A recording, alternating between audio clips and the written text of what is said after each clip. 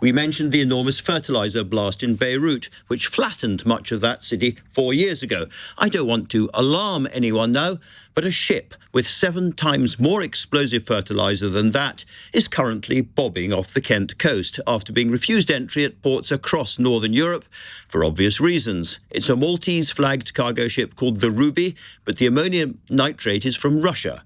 It's just off Margate. It has cracks in the hull and rudder problems, so it needs to be towed. It is the ship nobody wants. But given how dangerous it is, what has Margate done wrong to have it lurking offshore? To discuss this with me is Marco Forgione, the Director General of the Institute of Export and International Trade. Marco, great to have you on the show again. This is a really dangerous kind of ship, isn't it? It really is. It's dangerous because of what it's got on it. The ammonium nitrate, which you've already highlighted, is highly explosive under the right conditions. But it's also hugely environmentally damaging if it should leak into the channel.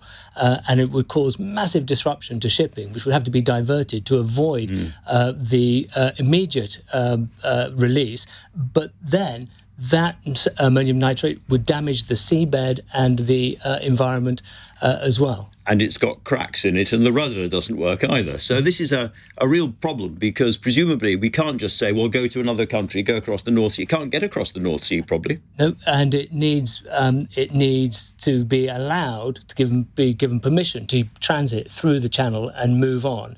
And under what we've been told, doesn't look like it could make a return journey. The Danes over the weekend didn't allow it to transit through the Danish Straits to go back in through the Baltic to Russia. So this really is stuck. If it was towed away from Margate and then it was towed down the channel, and during its journey down the channel it blew up, what would be the effect of that? The channel is one of the busiest shipping lanes in the world. Yeah, exactly that. And it's only 21 miles wide. It would be hugely disruptive to already disrupted global supply chains and shipping. But we have to also be aware that where it is currently is only a few miles from SS Montgomery, which is a World War II munitions ship that is beached and sank just at the entrance to the Thames estuary, and it's full of high explosive. Good grief. So this really is a Gordian knot. The ship is trying to get to Malta, it claims, but isn't being allowed to get to Malta, can't transit to go into port to get repairs, and so we're sort of stuck at an impasse. It's absolutely extraordinary. So that, I suppose, answers my obvious daft laddies question, is why can't we just tow it further out to sea, get the crew off and blow it up? Well, you mentioned Beirut. That explosion was a seventh of the amount of ammonium nitrate, and it caused devastation for 6 kilometres and damage well beyond that.